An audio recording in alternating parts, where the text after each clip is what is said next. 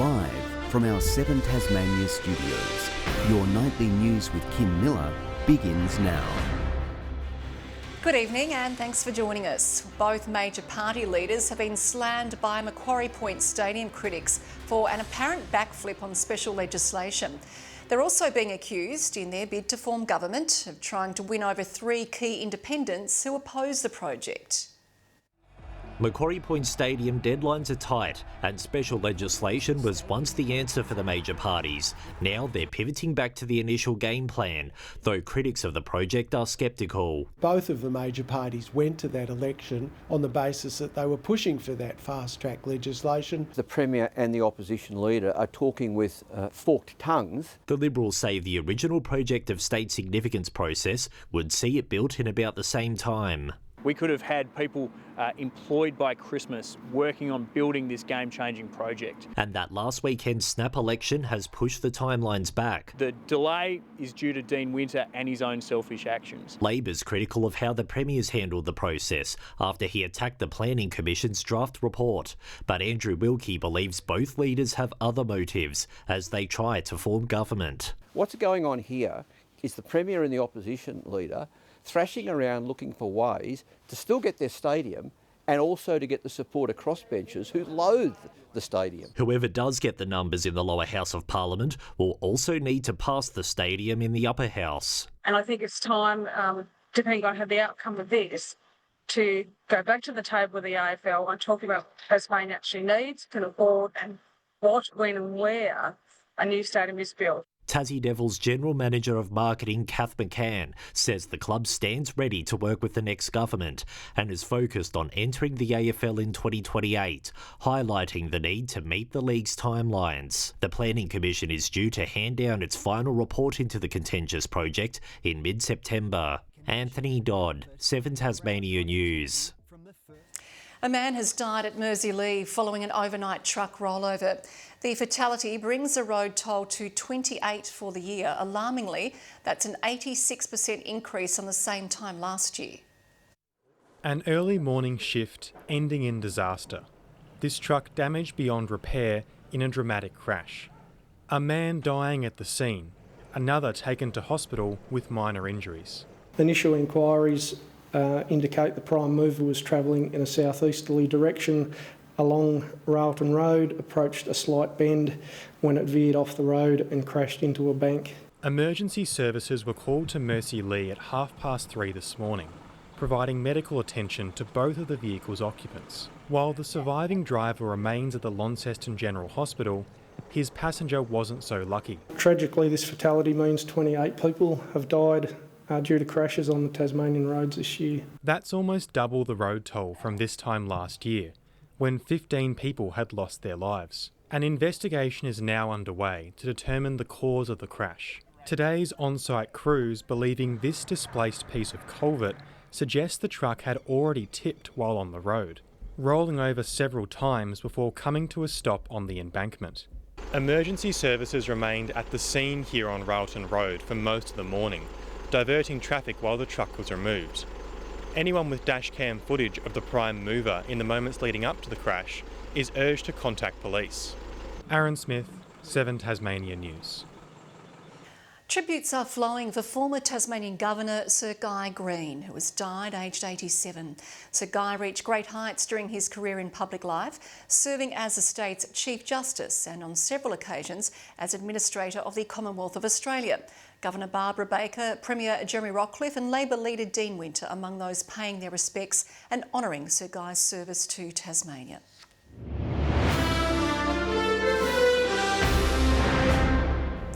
The son of Mark Chopper Reid has been sentenced to 3 years behind bars. 25-year-old Charlie Vincent Reid fronted the Supreme Court today. He had pleaded guilty to several charges, including drug use, burglary, possessing an unregistered gun, stealing and driving while disqualified. He'll be eligible for parole after serving half his sentence. Tasmania's police service has been boosted by a fresh batch of officers ready to serve and protect the community. 30 new constables finally earned their blue and white stripes after 8 intensive months of training. Marching and ready to serve the community. Tasmania welcoming its newest police officers, celebrating with hats and hugs after 28 weeks in the academy. Yeah, it has been an intensive course. It took everything I had to get through it. Leaving Rokeby geared up and ready to join the front line, the class ranging from ages 18 to 52. And diverse careers as well. We've got school teachers, we've got registered nurses, we've got electricians. It's a first career for some, but for others it's an exciting new chapter. The opportunity not just to be challenged academically and cognitively, but also be able to work with people and have that physical challenge. 52-year-old Constable Bales proving age is just a number. She's one of the oldest recruits to come through the course. I'm pretty chuffed with it actually. It's been an amazing achievement, and I also just didn't want to see age as a barrier. Graduates will be stationed across Hobart, Launceston, Burnie and Devonport. And then some of the recruits that have demonstrated, probably some more of that capability and capacity, head to some of those stations like Bellerive, Glenorchy and Bridgewater. A record number now on the beat with over 1,400 serving officers. The extras in blue much needed, helping to tackle a spike in crime plaguing parts of the state. We're also a relatively safe state. We want to keep it that way, and the way that we do that is investing in more police and better powers so that they can address those challenges. Rebecca Gaidenera, 7 Tasmania News. The Spirit of Tasmania 4 vessel is continuing its voyage from its European shipyard to Australia, making a scheduled stopover in South Africa. The vessel left Scotland last month with a stop in Spain along the way before arriving safely in Cape Town yesterday. The ship is expected to continue the journey via Mauritius and Fremantle, where it will undergo immigration formalities before it is due to arrive in Hobart late next month. Hundreds of students have turned out for a hands-on look at our state's tourism and hospitality industries. Day one of the showcase aiming to inspire young Tasmanians to build their futures here at home rather than looking interstate. More than 300 students picking the brains of the biggest players in Tasmania's tourism and hospitality industry. And especially now we've lost tertiary education in Tasmania, it's really important that we focus the attention on the youth so that they don't leave the state, they find a career and they find a career pathway. It's a chance for students to explore future job opportunities in their own backyard. And for those running the show, it's about building confidence in the industry and future workforce. We need to keep bringing people into the industry, and getting them that hands-on experience today is really essential. What you'll see behind us is schools, the peak industry bodies, all our operators coming together in a unique proposition to talk about how important tourism is to Tassie. And with so many young Tasmanians moving interstate for work, the goal is clear: inspire them to stay or at least come back. I think I want to go to the mainland for a few years and then come back down here just because the nature's really beautiful down here. Today the expo is dedicated to industry professionals and students, but tomorrow the doors open for the public, giving visitors and locals alike a chance to discover the very best Tasmania has to offer. We expect 3,000 people through the doors. It's going to be raining tomorrow, so where else would you want to be? And while the industry talks shop, one unexpected guest seemed to steal the spotlight. It's been the highlight so far. Definitely Rosie the alpaca. She's 6 months pregnant. Probably Rosie the alpaca. She was pretty cute. But the self-proclaimed diva of the day was a little camera shy. Popular with the students, Rosie. How does it feel? Lily Thompson, 7 Tasmania News. North Launceston's 1995 premiership winning team is reuniting this weekend to mark 30 years since their grand final glory.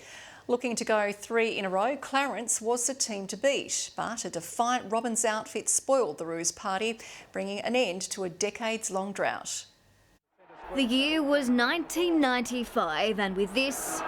There it is, they've won the flag. Siren's gone, the Robins have won their first State League premiership. A decades-long drought broken. To see the smiles on the faces of the players and the supporters and everyone at North Launceston who had been waiting a long time for it. On a frosty Hobart day. I remember how cold it was bloody freezing. Against the odds, the Robins defeated a stacked Clarence outfit, a 9-point win handing them a long-awaited Premiership Cup. The Premiership Cup to the North Launceston Football Club. The season just gathered momentum. We kept winning and kept performing. The bitter rivalry as physical as ever. There's a punch-up going on. Brian Groenewegen, how stupid's this? And now it's on again. Footy was a bit different back then, so yeah, there was a bit of claret spilled onto the ground. 30 years on, the Premiers are reuniting, heading back to York Park to celebrate the club's turning point. Anyone who was involved, so hopefully we can all get them there and reminisce tomorrow. With the 1995 team in tow, it's also a fitting send-off. After 50 years, North Launceston will serve last drinks at its club rooms tomorrow. Catch up, have a beer, renew friendships, talk about old stories, because there's a lot that's happened in this building and unfortunately it's going to go. Spent a lot of time up there, so great memories, and yeah, it will be sad to see it go. A move to make way for stadium upgrades. Maintain our memories, our sentimentality, our values, regardless of what the bricks and mortar look like. Banking on this sound playing out tomorrow. As the Romans fly up, yeah! Victoria Riso, 7 Tasmania News.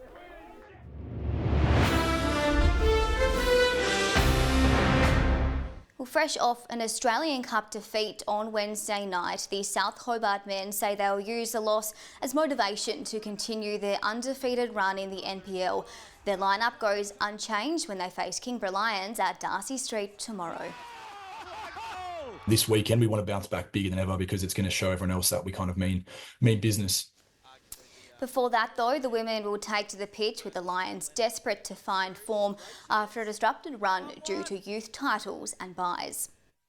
It's only the second game we've had in a month, so yeah, we're looking forward to this third round and having 6 games in a row and getting some momentum. A win will see them cement their spot in the top 4, while South Hobart are currently sitting second on the ladder. And at just 17 years old, Lacey Adams is already taking the mountain biking world by storm.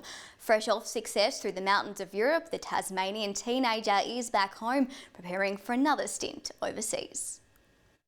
Tearing through the international circuit, Lacey showed the UCI Enduro World Cup who's boss. Big 2 months of racing, but yeah, it was super good. I ended up getting 3 wins on the World Cup circuit. The Launceston team dominating through iconic European tracks. Ludenville maybe, which was my first World Cup win, but also Canazei was pretty hard to beat. The Italian Dolomites was pretty cool. Back home on familiar trails now, she's still tearing up the track, all while balancing the pressures of Year 12. It's definitely quite a juggle. I just had some exams, so glad they're out of the way. Now they're out of the way, Lacey's training is stepping up a gear. I'm heading to the last round, which is in France, and then I'll be heading straight after that to World Champs, which is in Switzerland. The only Australian female selected for the World Championships. I'm really excited. I've been there before. It's a really cool place, so very excited.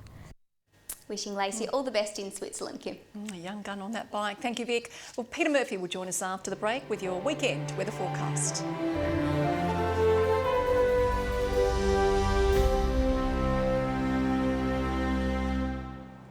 Good evening. Welcome to Friday. Hope you had a good one. Hobart 13 today. Launceston just scraped into double figures. Devonport 12 and Burnie 11 degrees.